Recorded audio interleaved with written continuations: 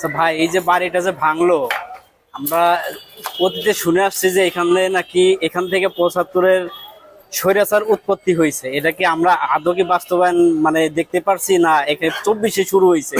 আমরা এই শেখ হাসিনার দ্বারা বুঝতে পারলাম না, আমরা খালি মুরব্বীদের মাধ্যমে শুনে আসছি। আগের যেটা ওটা তো আমরা দেখি নাই, আমাদের বয়স তো মাত্র 27 জেনজি।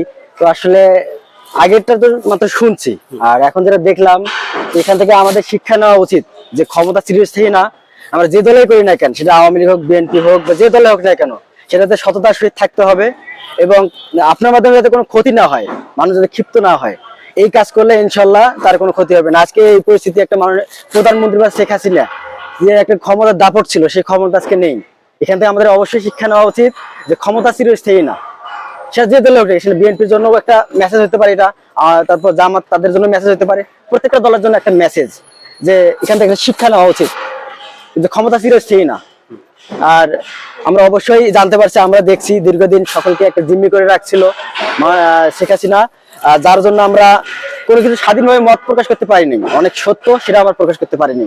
তো এটাই আগামীতে নির্বাচন হবে, নির্বাচনে প্রধানমন্ত্রী হিসেবে বাংলাদেশের শান্তি শৃঙ্খলার জন্য আগামীতে প্রধানমন্ত্রী হিসেবে কারে দেখতে চান?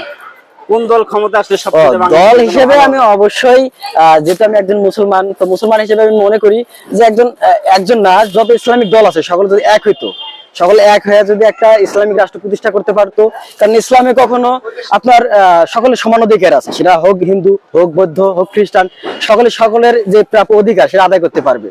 তো আমি চাই আমার মন থেকে, বা এটাই বর্তমান যারা ইয়াং জেনারেশন আছে সকলের চাওয়া, যে সকল ইসলামিক দলগুলো একটা এক হতে পারতো, একটা ইসলামিক দল অবশ্যই কায়েম হতো ইনশাল্লাহ।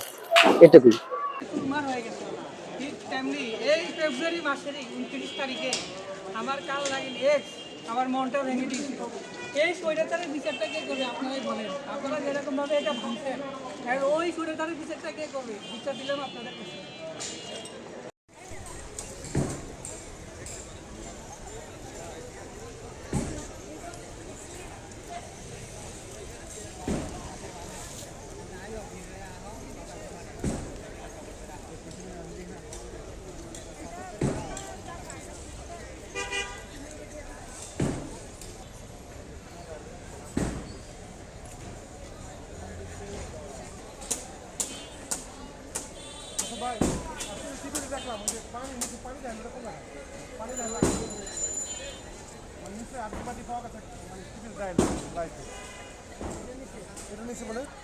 আধা ঘন্টার ভিতর দেয় আবার আড্ডা ওটা দেয়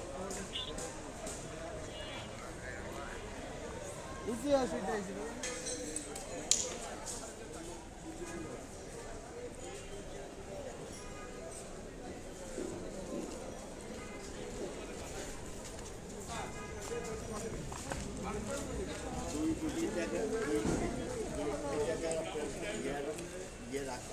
সেটা এখন কি আর্থিক দিতে পারবে?